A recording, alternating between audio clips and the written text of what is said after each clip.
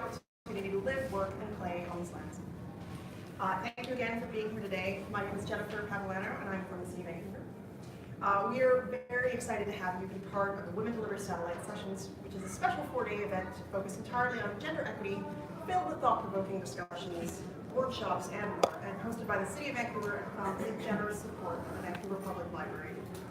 Housekeeping washrooms are located around the corner over there. There's also a water cup on the other side. After the session, we also invite you to visit an exhibition on the 8th floor titled Women Deliver Cities. The display documents the work of 24 local women artists for whom the built environment is both their subject matter and their field of action. So if you have time, please check it out. Right now, I'd like to introduce you to your host, Wendy Long, who is here to lead us through your session. A little bit about Wendy Long. She is a Vancouver-based freelance sports writer specializing in amateur and women in sport issues. For 22 years, she worked at the Vancouver Sun, first as a general news reporter and feature writer, and then for 17 years as a sports writer, covering 7 Olympic Games and numerous World Championships in a variety of sports. She worked on a freelance writing career in 2003 and has written for notable publications such as Time Canada, Track and Field News, and Ski Racing Magazine. Wendy is the recipient of numerous awards, including the 1994 Sports Federation of Canada Doug Gilbert Award for Amateur Sports Coverage and the 1997 Breakthrough Award for Media Coverage presented by the Canadian Association for the Advancement of Women in Sport and Physical Activity. She was inducted into the BC Sports Hall of Fame, Media Division in 2016. Wow, everybody.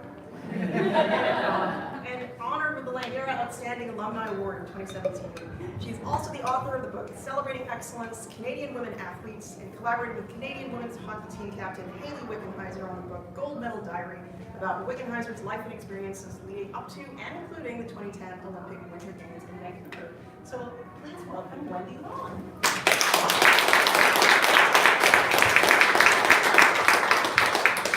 Thank you, Jennifer, and thank you all for coming today. The theme for today is Growing Strong Women, and we've got a group of 3 very strong, wonderful women who are going to tell us a little bit about their experiences and a little bit about how we can grow strong women, either as strong physically, socially, politically. There are many, many ways that we can have strong women and many definitions of what a strong woman might be. So what we're going to do is we're going to talk for 15 to 20 minutes, and then right at the end I will open it up for a couple of questions from the group. We don't have a lot of time today, so let's dive right in. My first guest is a longtime volunteer with Girl Guides of Canada. She's been a passionate advocate about learning and inclusion, and by day she works with youth and adults who are blind and partially sighted. Please welcome Debra Legge.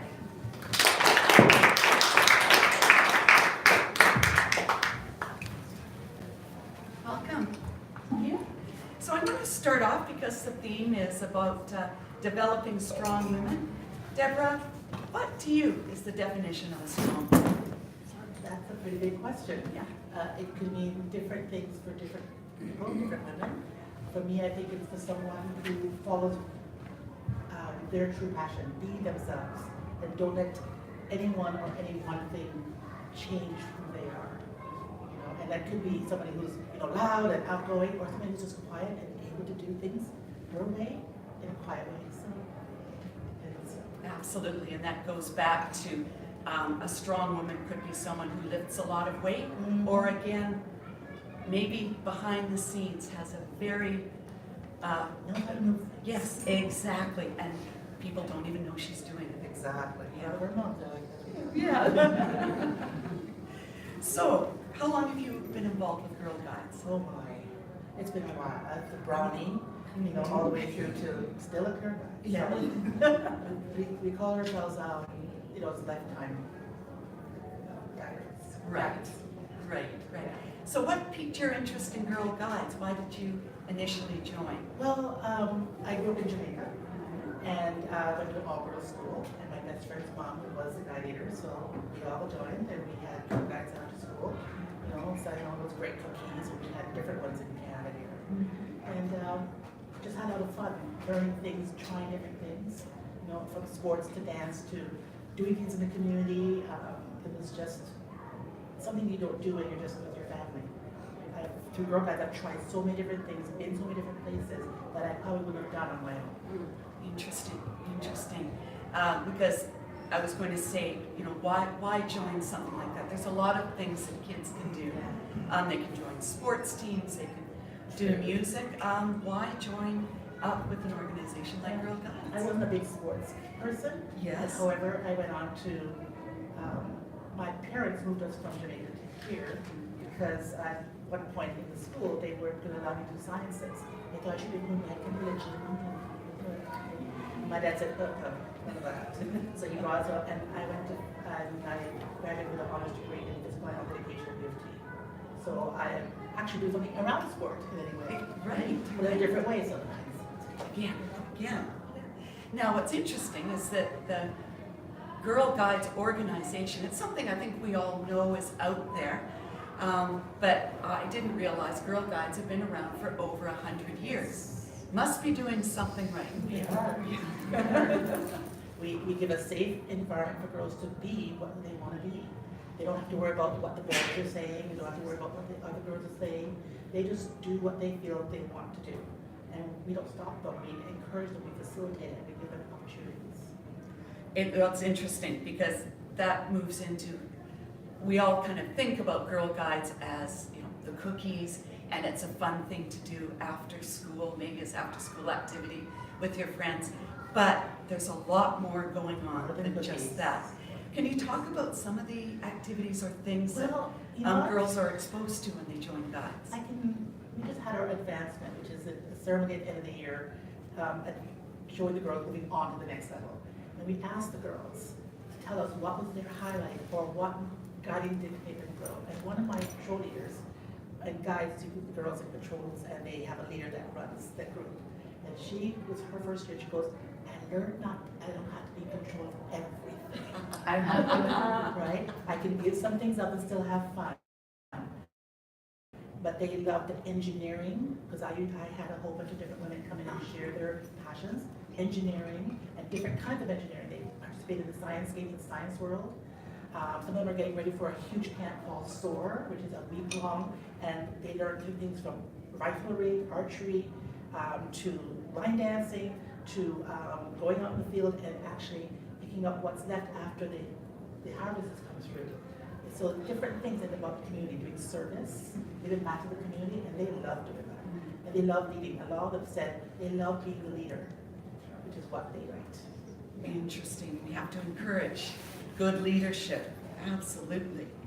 Has the focus of Girl Guide activities changed over the years from what it was initially, perhaps, to what it is now? Maybe, in a sense, but I think generally we still offer the girls an opportunity to find out what their passions are, and not necessarily something that they came in with, but something new that they discovered, and a safe place to try it out.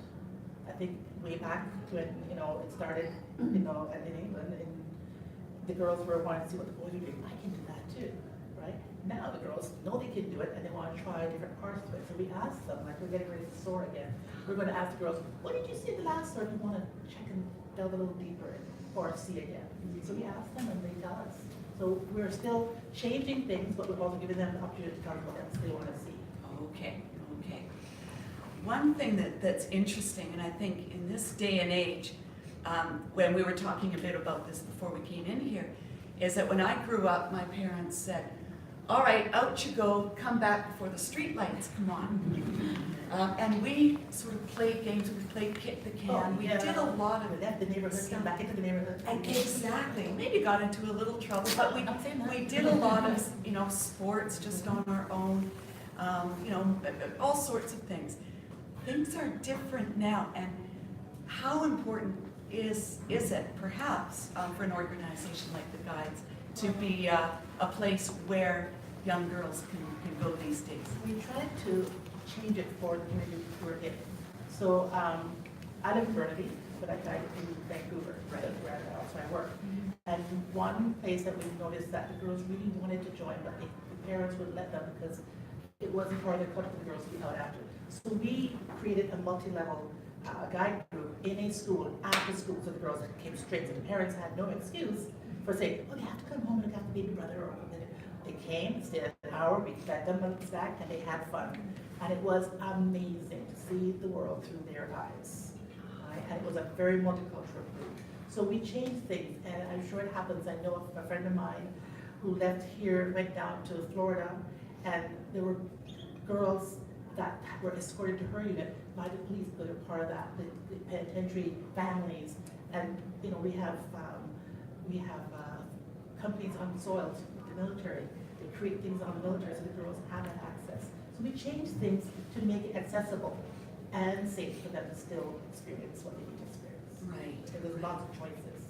And certainly in this community, we have so many people who have come from all over the world and may not be familiar with the Girl Guides concept, but it sounds like they are embracing it as a suitable thing for their girls to do. Or is that becoming more so, or would you like to see it become? It changes each year, like there's waves of fads and fashions and stuff like that. Same with Girl Guides. Some years I'll have a full unit. I had 33 girls in my unit. Another year I'll have 10. You know, it depends on what the families are doing. So we try and create information so that parents choose Girl Guides. It's an activity of choice. Right. But I still compete with the soccer and the softball. And like I end early in June because I know softball is starting and I'm going to lose girls on a Monday night, that kind of thing. So we change it and try and make it accessible as best we can. But what's interesting too is you may be competing with those outdoor sporting activities, but for some girls who may not be comfortable in the sport milieu, or they may not be feel comfortable at doing particularly athletic things, Guide still offers them that opportunity to try the physical activity and the games and the sports without it necessarily having to be a competitive environment. Absolutely. And we have girls who do dance and things like that. And we have actually a scholarship for Sparks, Brownies, and Guides that if they're participating, they can actually apply for a scholarship that putting people towards their activities. Excellent. So I recognize those other activities as well. Right. And we also have badges that they can do and say, if you do skiing, the instructor sign it, I give you a skiing badge. Right. It's like You got a badge for that. Right. It's like the little gold star on your essay, right? A little encouragement. And we encourage the parents that anything you do, I send them a community event that comes up through our newsletter, and I said, go to this. If you go, let me know, because SFU and UBC run engineering days, science days, and the girls are encouraged to go with the regular community, and they come back and tell me about it, and I said, I think I can put that on your program. You did that. That's great. Now, you by day you work with people with visual challenges. What part does Girl Guides of Canada play in offering opportunities for girls with visual challenges? It overlaps sometimes. Yes, or any physical Well, I've challenge. brought a couple of my students in who are Paralympic athletes because they play a game called goal ball, and they come in and they teach my girls. So the girls learn how to do some of the activities under blindfold. But I've also had to encourage my students to step outside that parent box that wants to cover over them and protect them, to try going down the hall by themselves, going to the bathroom by themselves, putting on their coat by themselves. And one year we had a lady come in who was blind, and she taught self-defense as street, because when the officers come in to teach it, unless the kids learn what the response is going to be, they won't know what to do, they'll freeze. So they actually learn to fight using their muscles.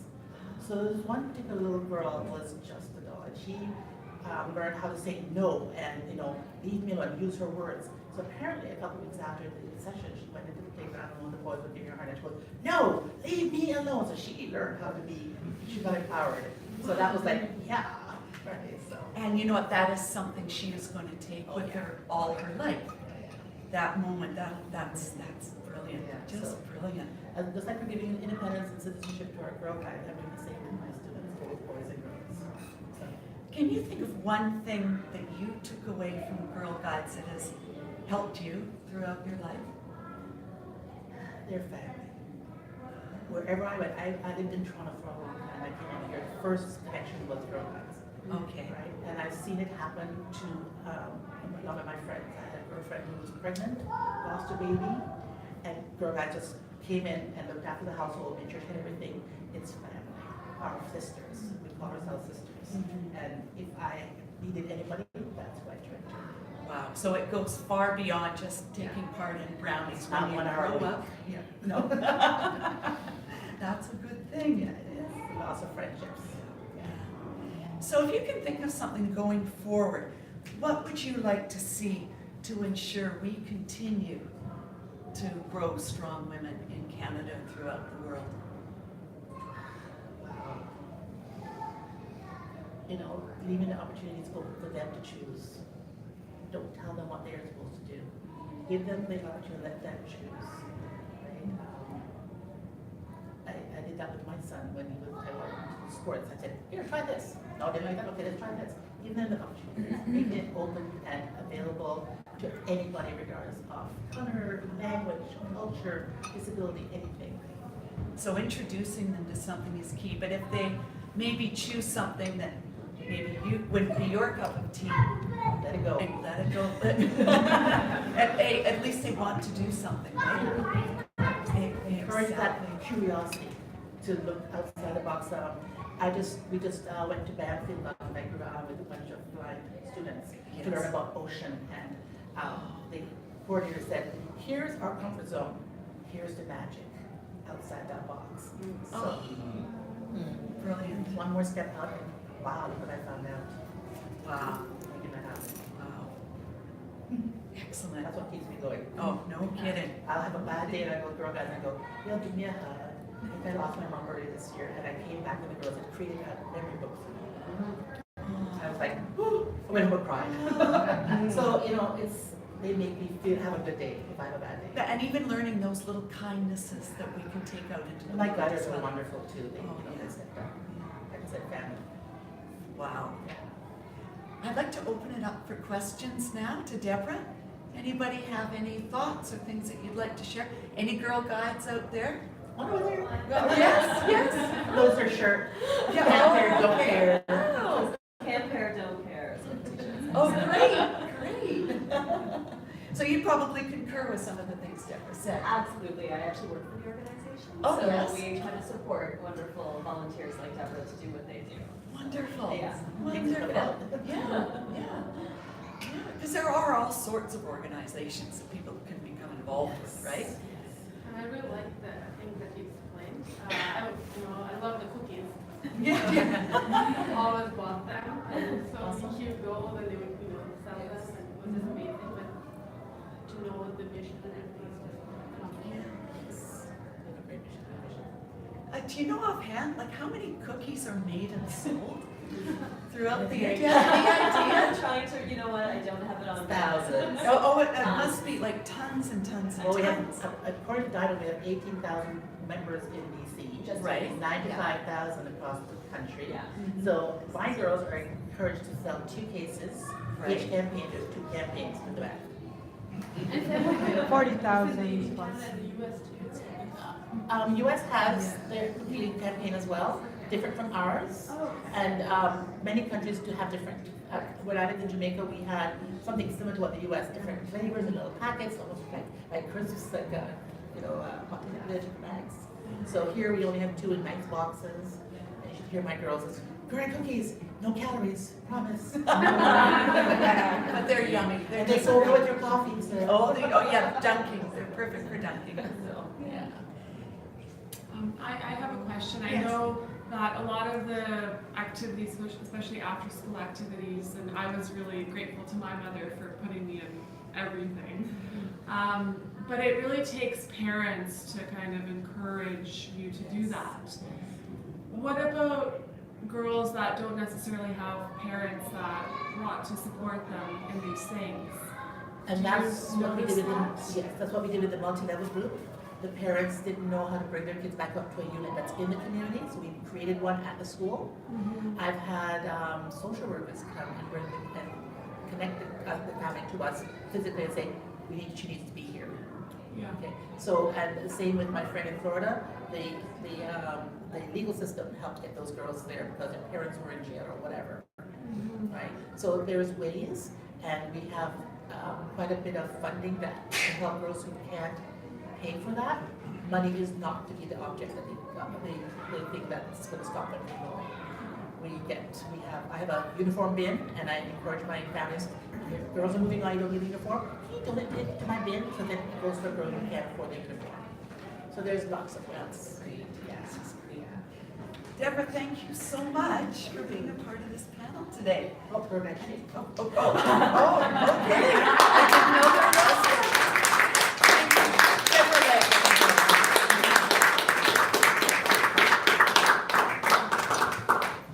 All right. My next guest comes from a world of sport. She's a two-time Olympic gold medalist in women's bobsleigh. She's been a member of the Canadian women's rugby team and an international cycling medalist. And she's also the author of the book, Redefining Realistic. Please welcome Heather Moyse.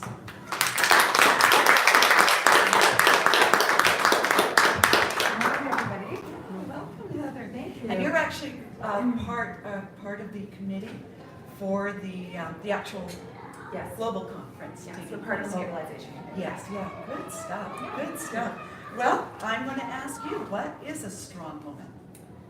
I think a lot of people would automatically assume that as a, Olympic champion, that I would automatically say, if you can squat over 400 pounds, I'll call you strong.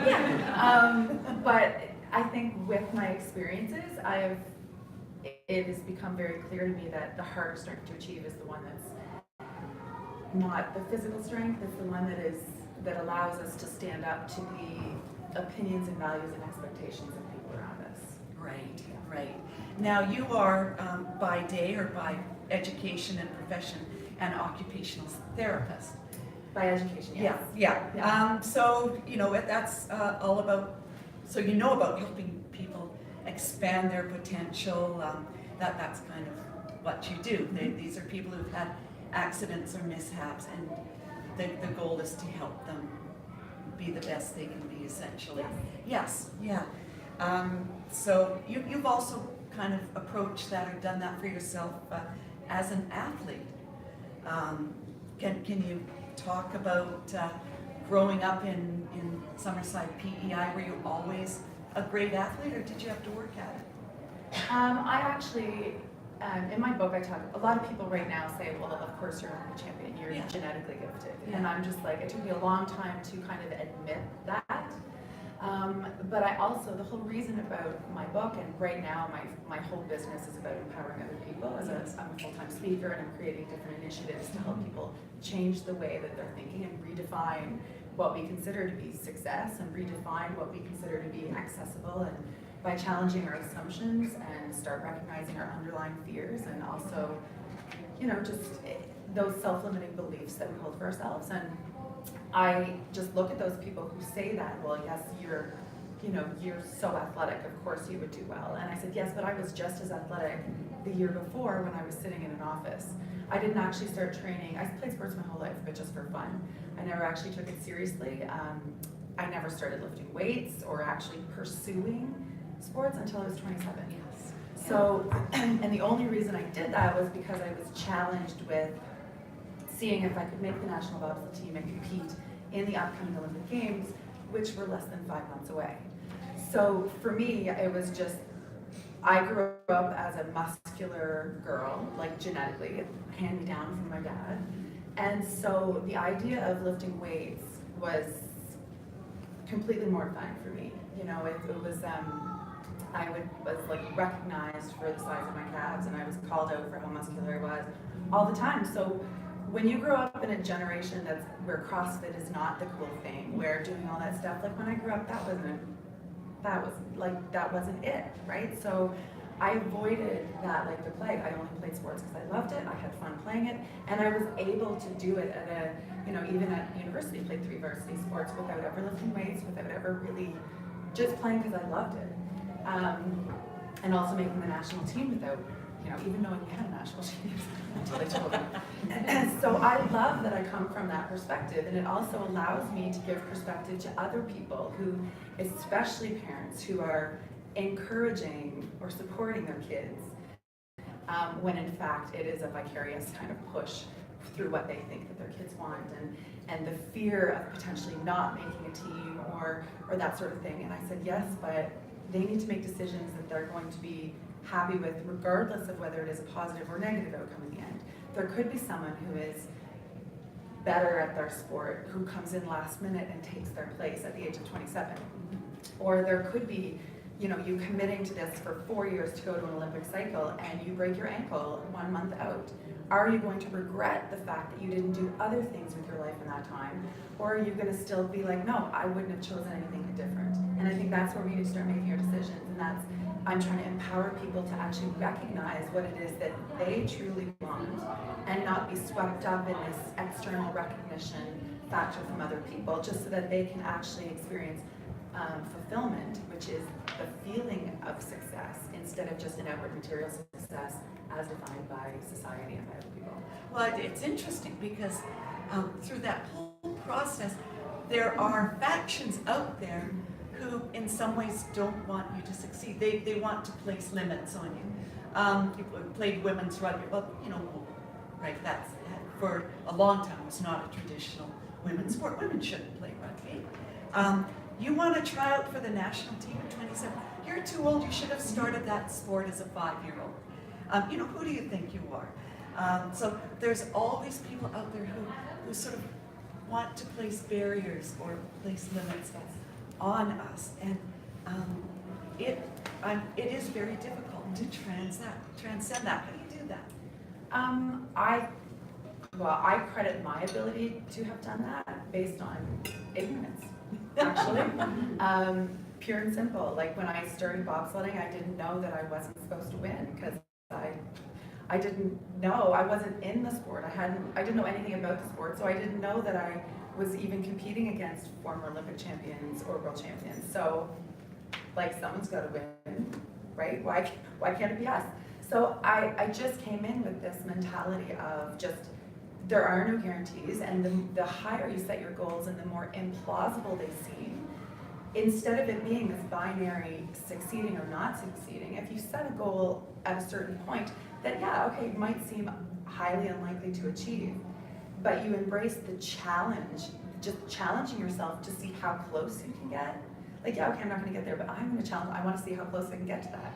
Then you will actually, every single time, you will surprise yourself, and every single time, you will get farther than you would have had you just written that off in the first place. So I have learned that kind of looking in hindsight. My ability to go through things and the mindset that I have developed is completely with how I was brought up, like how I was raised with my parents, with my family, as a support system. And I say that support system in the sense that my parents could have cared less if I did sports or not. We didn't grow up watching sports in our house, so it really didn't matter to them. To them, the only thing that they're happy for me and excited for me that I achieved something I set out to achieve, but they are proud of me because of, simply because of my character and the integrity that I maintain throughout the entire process, knowing all the stuff that happens behind the scenes at every level of sport. So I think that I feel very blessed and fortunate that I started later because I come at it from a different perspective. Because I had already gone into the workplace and done different things and lived in Trinidad for a few years and, you know, traveled, and for me, having been recruited to try the sport, I also felt that I was a little more empowered because it wasn't a be-all and end-all. Like, I didn't grow up dreaming about standing on top of that Olympic podium, which gave me power. It gave me the ability to make decisions that were right for me and not just be swept up in this what everyone else is doing who have succeeded. So, you know, I'm the only sliding athlete, I think, in bobsledding, rugby, luge, who has never moved to Calgary, or at least within a driving distance of training. Yeah. Like to train with the national team in a multi-million-dollar indoor push training facility and have that at my disposal just because I wanted to be in an environment where I was reminded on a daily basis that there were things that were more important than sport, and where I could be just in an environment that was less stressful and less small p political, and not walking on eggshells because you've got two other girls who hate each other, and if you talk to one, then someone else, like, it's awful. And knowing that you're going to be on tour with these people all year, I needed to at least do the off season on my own. I made that decision knowing full well that I may not make the team. I may not be good enough to do that. But I then developed this, philosophy: no regrets equals no excuses. And if I want to do that, I can't allow living away from, like, closer to home and away from this training facility to be an excuse for me not training as hard as I needed to achieve what I wanted. So every day on the schedule that I saw they were pushing in the ice house, I found a car in a parking lot and I pushed cars for training across the parking lot. And it was, you do what you can, you do what you, at least you do what you need to do, so that deep down to the profoundness of your being that you're at least doing everything you can within the boundaries of what is right for you to achieve what you want to achieve. And so it's been very empowering, and the same as going back to bobsledding for the Pyeongchang Olympics. I thought I was done after Sochi, and that's when I decided to kind of create this whole business about empowering other people. I really don't care if I become more successful. Now I really get excited when you see that light bulb turn on in someone else's mind, and you can just see, oh my gosh, I can totally do that. Like, that is so rewarding to me, and I love that. And so now it's about empowering other people. And so when my former teammate, Kaylee Humphreys, in March 2017, asked if I would go back and push for her again for the Pyeongchang Games and try and three-peat, since we had won together in Vancouver and Sochi, I said no. Like, I had moved on. And then in the spring, the coaches contacted me and asked me if I would come back. And again, I said no. And then in August of 2017, only 6 months before Pyeongchang, I received an Instagram message from a girl who'd never been to the Olympic Games before. She was a driver on the program, and she explained who she was. She said there was a lack of leadership in the program, that besides my former teammate, who had to focus on her own path, not one other person in the program had competed in the Olympic Games. And she said she's heard about all the stresses and pressures of an Olympic season, and that it's unlike anything else, and that to actually perform at the Olympics, it's more about mindset and your ability to kind of control your mindset in order to execute what you're able to execute. And she asked me if I would go back, basically lending my experience of successfully managing high pressure situations and the mindset and ins and outs of the Olympic Games. So I had to explain to her that I hadn't trained since Sochi, that's 3.5 years of training. I had a second hip surgery in the meantime, and that I had just turned 39. And I was like, do you still want me? And she said yes. So I spent a month deliberating and trying to figure out what the right decision was for me, because I didn't want to, I loved what I was doing as a business. I also knew that there was a bit of toxicity in the team, and to go back into that environment wasn't something I was looking forward to. But the idea of empowering somebody else, like investing in the next generation, was like, okay, well, this is what I'm preaching to people, so how can I not? And so I went back and made the leads of Bobsleigh Canada agree that I would only go back to push rookie, that I would leave if they at last minute made this ultimatum about pushing one of the other drivers to just to win a medal. I said, that is not what I'm here for. I don't need a 4th Olympic Games. I don't need a 3rd Olympic medal. Yeah. What I need is to empower younger people and send a message to the world that we're allowed to do that. We're allowed to turn down like external material success in order to do things that are right for us. And it was empowering. And not only that, but there's another piece that came to that, again, 39 pushing 40. Yeah. Because there are people pushing who would, sleds, pushing 40. Pushing 40, yeah. There were people who would say, well, you can't be doing that. You can't be at an Olympic Games doing that. Well, yes, you can. Yes, you can. You can be a woman, you can be 40, and you can be competing at the highest level. Yes. And so, there's another piece right there. Another layer. Yeah. Which I love. Yeah. The challenge, because I feel like with my story, because I started pursuing those things so late, and I've challenged myself against things that some people would have just, again, written off based on assumptions. Yeah. It is now making people question their assumptions and starting to redefine what they consider to be realistic in their own lives and in their own situations, and suddenly, rethink the things that they may have written off, or rethink the things that they may have thought was impossible until now. And I really like that.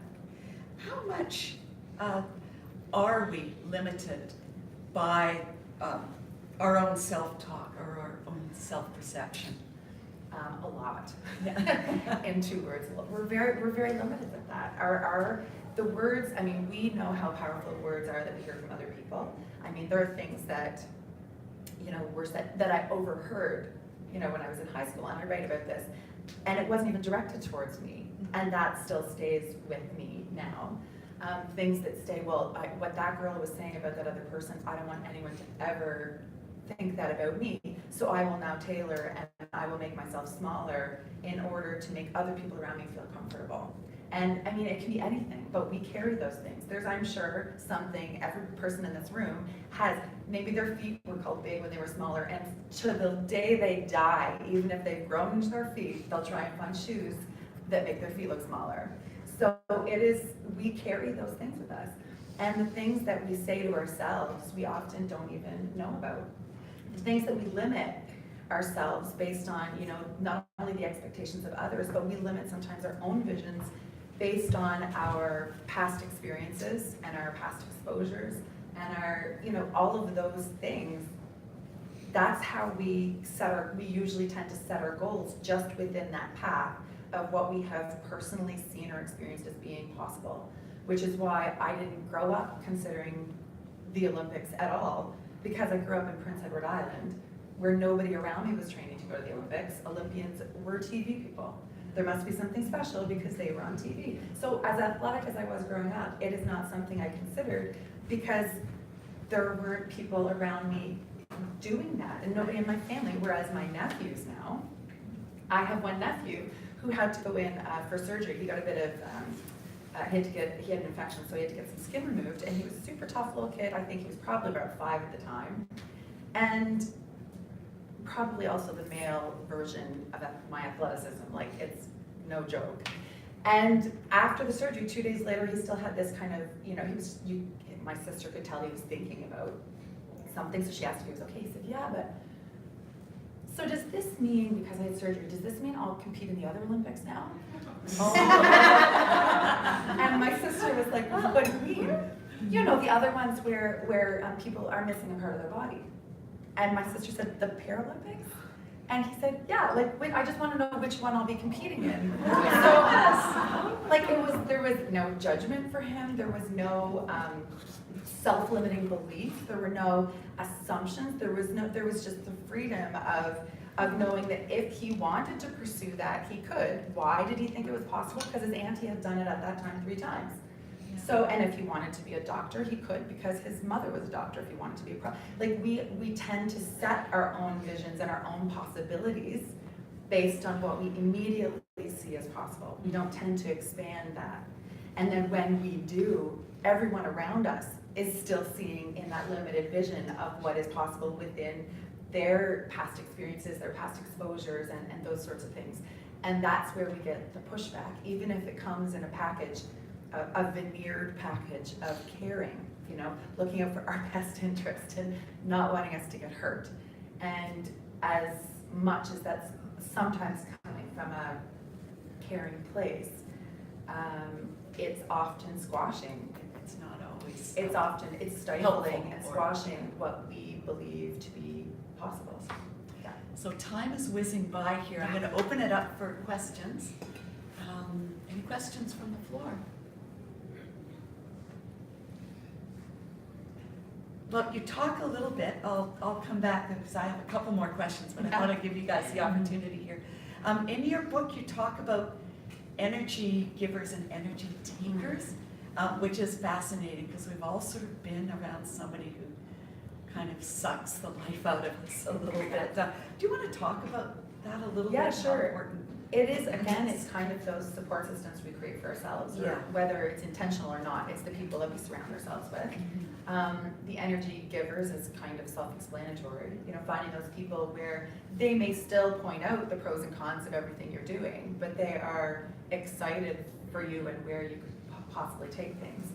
For the energy, those are the people we need in our lives, by the way, those are those people.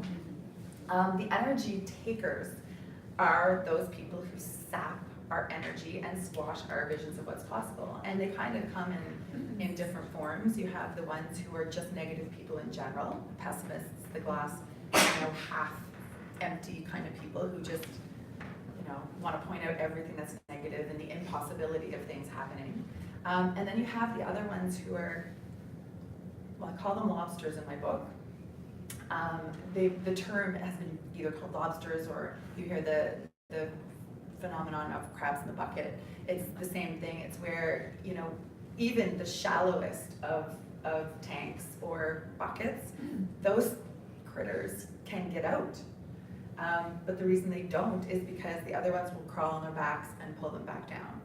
And often that can be just a side comment, a side remark. And some of them seem supportive at the very beginning, but sometimes people will only like to see us become a certain amount of successful. A lot of people, there's a quote, an epigraph that I included in the book as well by Jen Sincero, and one of her quote, I'm hopefully not paraphrasing too much here, but it's basically like, it is really frustrating for some people to see you become successful when they have convinced themselves, it's taken a lifetime where they've convinced themselves that they can't. So when they see someone else going for something that they have told themselves forever that they can't do, then that's where it becomes more of a self-preservation, protection mode, and they try and pull people down. And it can be super subtle in the body language, in a comment here or there, in a, oh, don't be silly. Like that right there, if you tell a child, don't be silly, if you tell even an adult, don't be silly, it's just like, nobody wants to really be called silly unless that's your intention. And so those comments, as subtle as they may be, are what kind of deflate people's hope, deflates their belief in the possibilities of achieving things. And it really is, if you have a child, if you ask a child what they want to be when they grow up, it's not about teaching them how to be realistic. It's teaching them about how to, it's an opportunity. It doesn't matter whether my sister wanted to grow up to become a chickadee. That's probably not going to happen unless she becomes a mascot for something that has a chickadee costume. But my parents didn't tell her it was impossible. They just asked her, what's the first thing you would do if you were a chickadee? Easy, right? Easy. It's about promoting vision. It's about, talking to people. It's if they pick something about wanting to be an astronaut, oh my goodness, that would be amazing. What do you think you need to do to become an astronaut? And then you're talking about visualization. You're talking about breaking big goals down into manageable pieces, and you're teaching that to kids at such a young age. They don't even know they're getting a lesson.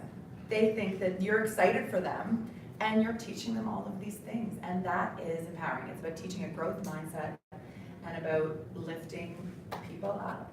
Absolutely. Heather, there's no doubt in my mind you are an energy giver. I have two questions for Heather.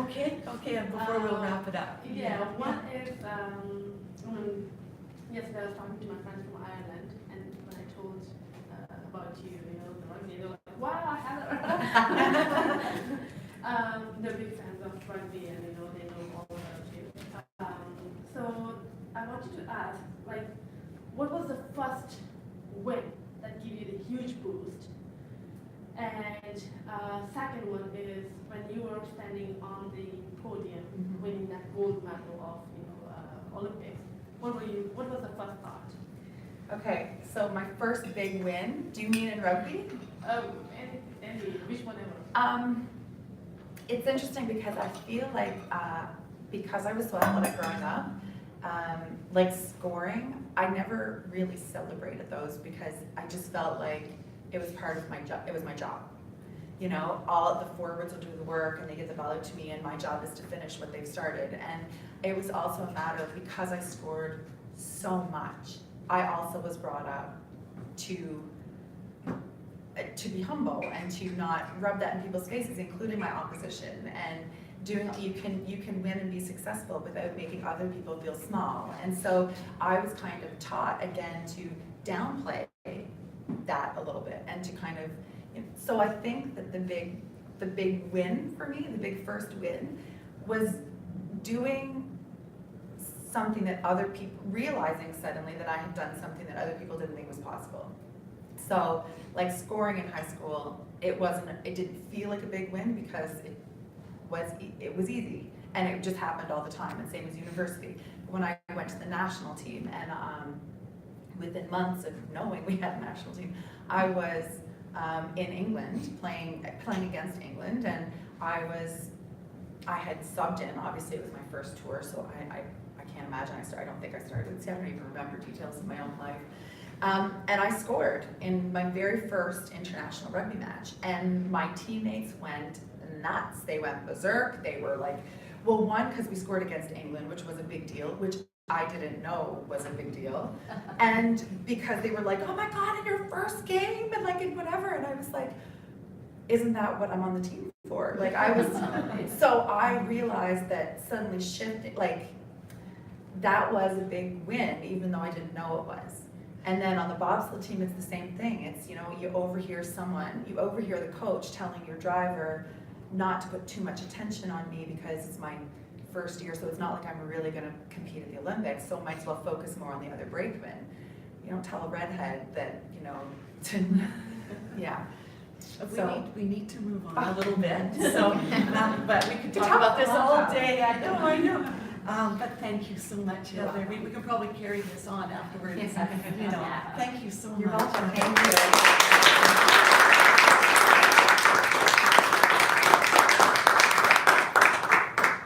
All right, moving on now to another area of international sport. Our next guest was born and grew up in a remote region of Pakistan.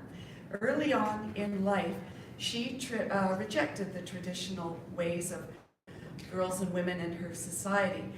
She was very interested in sport rather than dolls, and girls in Pakistan were not encouraged or were not even allowed really to take part in sport and physical activity. So she disguised herself as a boy, and initially discovered weightlifting and other sports as a boy, competed as a boy in weightlifting, and went on to become an international level squash player.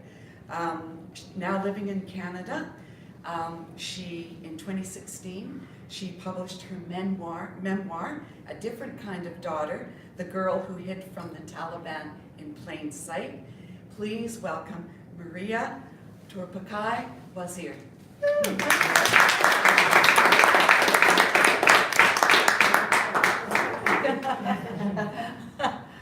Well, welcome, Maria. And what a life and a journey you've had.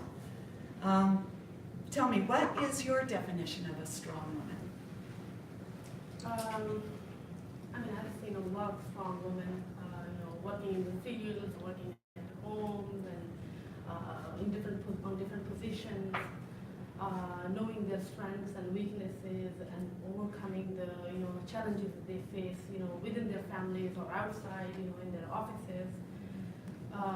But simply is that when you know your strengths and weaknesses, and you're not going to give up on your strengths, and you're going to fight for what is your basic right to survive and live. And I think everybody is gifted, and everybody deserves to be free, and have to have that freedom that to explore their true strengths, and to learn with freedom and to play with freedom. So any girl out there who realizes that she has those abilities and those qualities, and she's not going to sacrifice those and stand up for those, she's strong. Right. Very good. Yes, yes.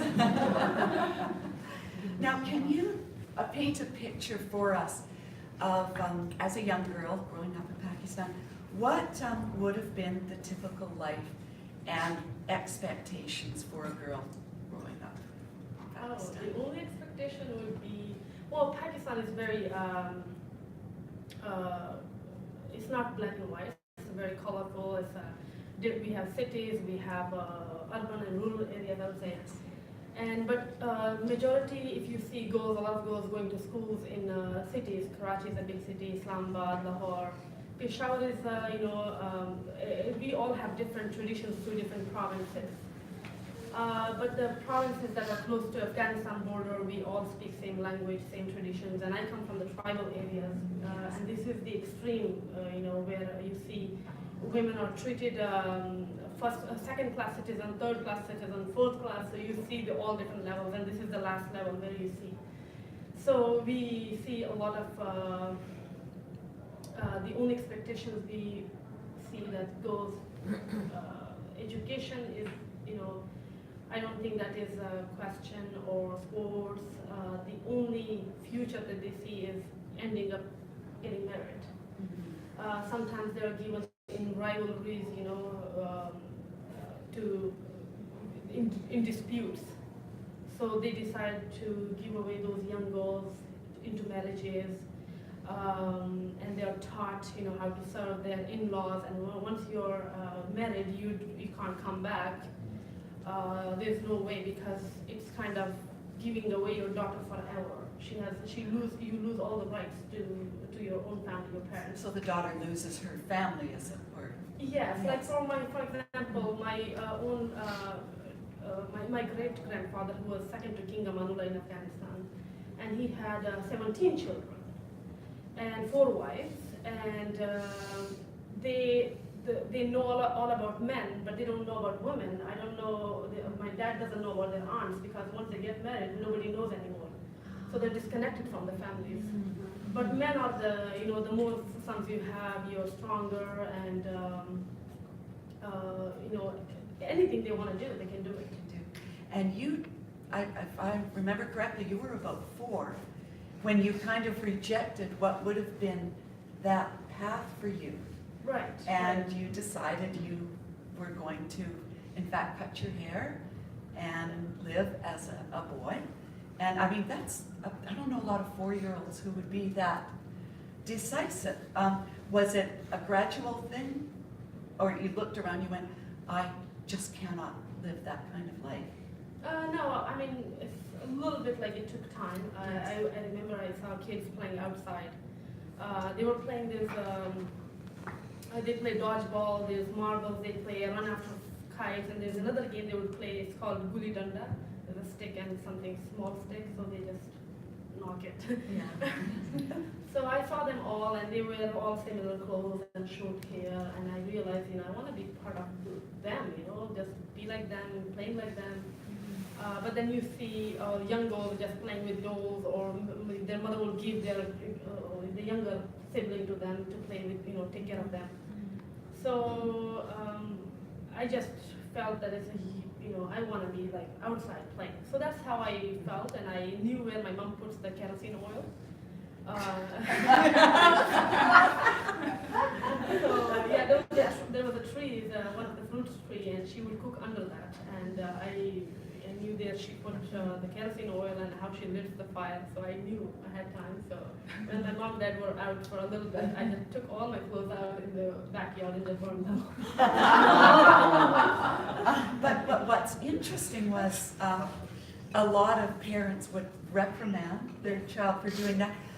You, I think, were very fortunate, your dad in particular, supported your decision and kind of encouraged you to live the life that you wanted to live. I'm assuming not all Pakistani fathers would have responded in that way. I feel very blessed and lucky the way my dad is, and he is a funny man, he's very logical. He always, he thinks by doing himself, he would learn more rather than just instructing us. So I saw him like helping my mom, with the home chores. He would clean the floor, he would cook. He would give us showers. Usually men don't touch their kids, that much, because they want to keep the distance, so the kids fear from them and they listen more. But he was more like, a friend. And he, as soon as he saw me, he just, I was by the fire in my brother's clothes. It was brown color. And I managed to cut my hair short too. There was a big scissor which my mom would put in the sewing machine. So I was able to hold it like this, and I did this right. So it was all V shapes in my head. So my dad saw me, and my mom was like, ah, like what happened? And my dad smiled. He gave me the name Changiz Khan, which is Genghis Khan. Genghis Khan, yes, yes. So then he took me to the barber and shaved my head. But since then, my mom would buy same clothes, you know, for my brother and me, and you know, it was easy to survive. And then we kept moving from area to area because my dad also went against his own family he wanted to educate my mom after marriage, and you know, she's now principal. All her life she worked in tribal areas. And he also, his own family went really against him. They put him in mental jail. You know, they tied him up without clothes and for weeks, and his own cousins tried to kill him. But then when he escaped from there with my mom, then this is a few years ago when he told me this thing, that he was so mad at everyone, and he didn't have any friends left. Nobody wanted to give him money or anything, and he was left out alone with zero anything. So he had a gun in his hand, and he said he should go and shoot everyone. And then my sister Aisha, she came, and she was little, and she was cute and talking to him a lot. And he just said, she melted my heart. And I put I just never touched, you get rid of that gun. And he bought a few books for my sister. And he started teaching every day, in the morning he would just go for work and come back, and he started teaching my sister. And he realized she had this great quality of debates. So by age 7, she became best debater in Pakistan. No, you went on to, again, compete as a boy. You're under the name Genghis Khan in a variety of sports, and you were very good. You competed against boys in weightlifting and squash. But eventually, one place that you moved at required your birth certificate. Is that how it came out that you were, in fact, a girl? And you eventually had to compete, because initially you were competing against boys. Mm-hmm. Then you had to compete against girls, but you became a national champion and got a bronze medal at the World Junior Championships. But with all of that, also came, there were people who didn't think you should be competing at all as an athlete, and in fact you were getting death threats, you and your family. Yeah. How difficult was that to compete with that hanging over your head? First of all, I would say the way I grew up very strong. My dad, he always told us, you're number one, you're no less than anyone. Mm-hmm. And he treated us as a human at home, brothers or sisters, we are all equal. Though I have 4 brothers, but who listens more to dad is number one. So my older sister is number one, everything she is number one. And I was a troublemaker. I was always found in the middle of fights, but I would take risks all the time. But I was smart too. You can't be risky and fool. Right, that's true. So I was always smart. But every time people would knock on the door, and a lot of people, and say, Genghis Khan beat our son. But then in Peshawar, when my father realized that the only way to channel my energy is to put me in sports. Luckily at that time we moved to City, and that was after I was 12 and a half, and he felt that it's harder to stop me from going out too, but at the same time he was very worried about the society, because I was growing up and things going to change. But I feel that it's a blessing, being me in sports now. But the death threats when it came in 2007, that was the time when I started competing over international level. I started playing well. Nobody thought that I would ever win the, first match, but I won first, second, made it to the quarterfinal of this huge international event, made upsets to world number 40. And then after that, I also came third in World Juniors. Even I myself didn't know, again, the ignorance thing, I was just there to play. And I won the first match, second match, third match, made it to the semifinals and won bronze medal in the World Juniors. But the news got really big, and because at that time it was 2007, and our President Musharraf was there at that time. Nobody knew that a girl can ever come out of that region playing sports, but that's why I got many awards at a national level, and international. I was recognized for the Young Rising Player of the Year by International Sports Federation. But that also brought a lot of threats from the Taliban. The society was always there, when people came to know about me that I was a girl, I couldn't even leave the house anymore, I couldn't go to the shops, to the market, I would always go bring groceries for my family, but I couldn't do that anymore. And, it was just, I was a young kid and I got confused what changed.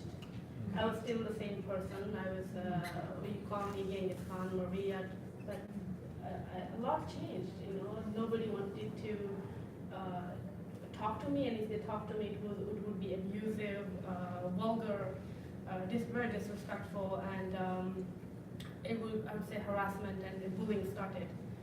So the only safe haven that I could find was squash court. So I started going there and playing for hours and hours.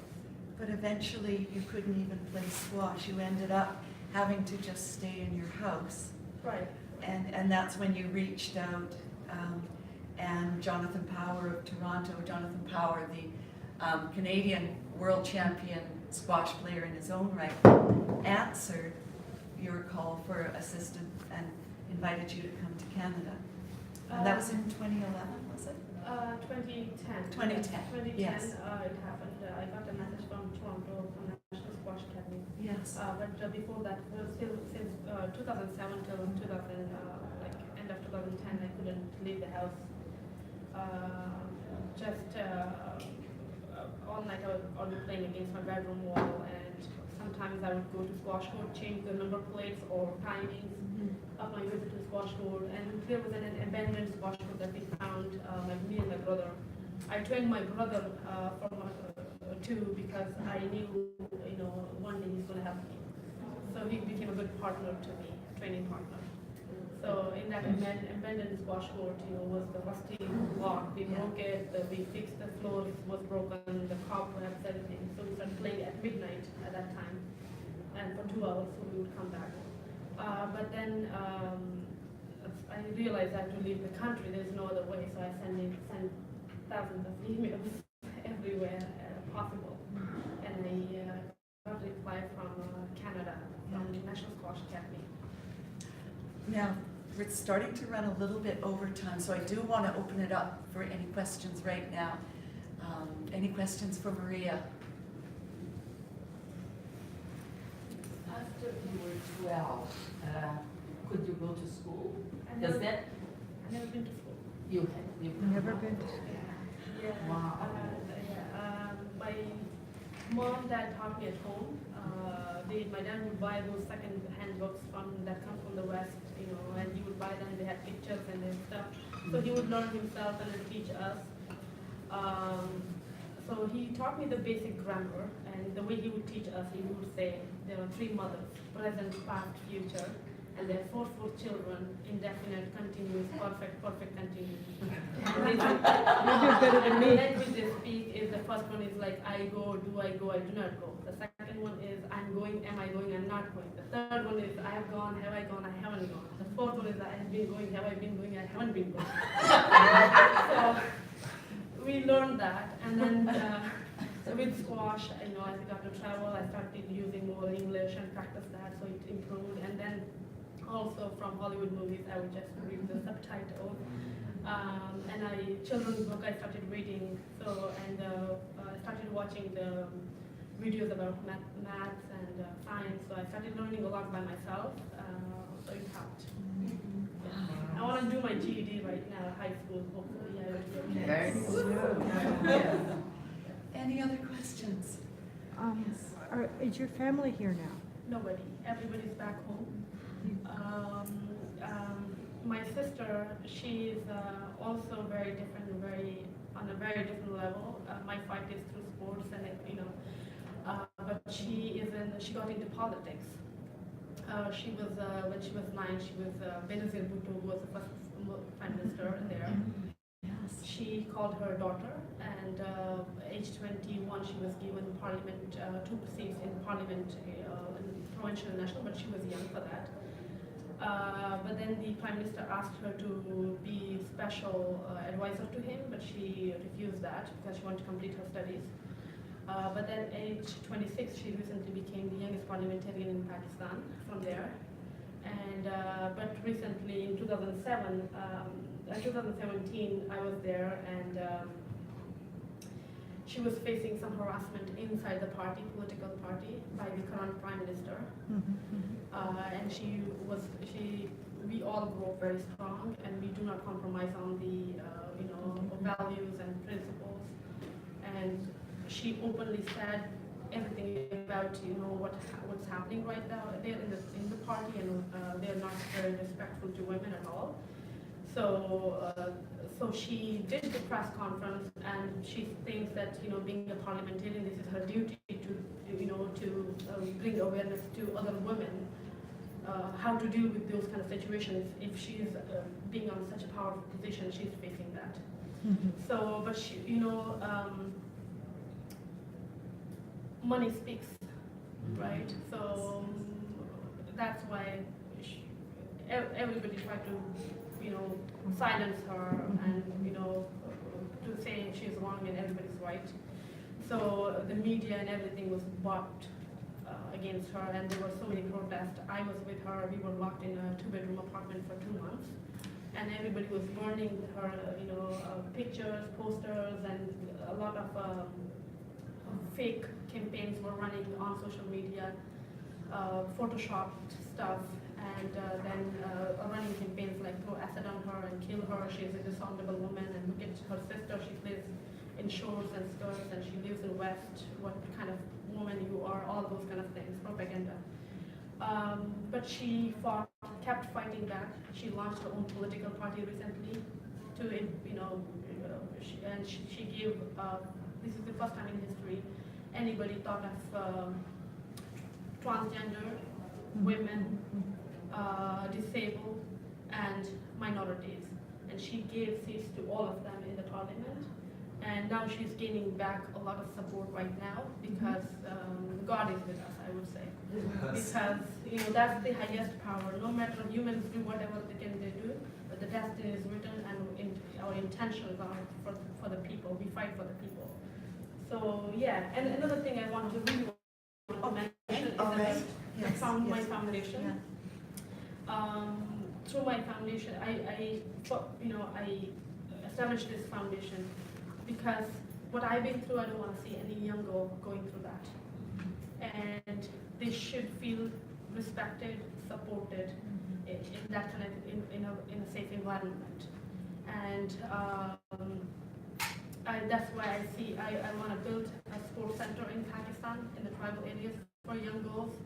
I remember I was the only one, and now there are 27 girls playing. And I remember girls came in burqa, and they asked me that they want to be like me, when I was playing squash.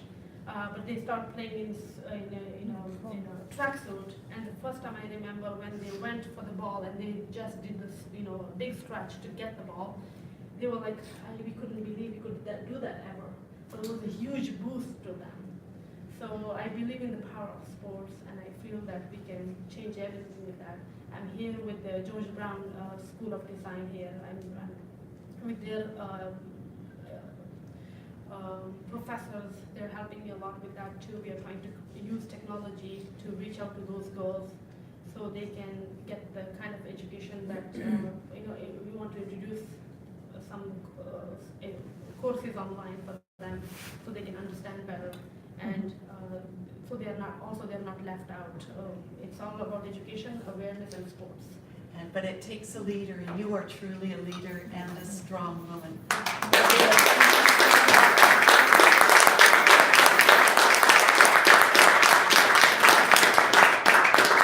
I'd like to thank all our panelists, and thank you all for coming today. I think we learned a lot today about the various ways we can feed and water our young women and have them grow into strong women in society, in sport, in politics, and as human beings. I encourage you all to go see the art exhibit downstairs, and want to wish you all a really wonderful day. And thank you for coming. Thank you.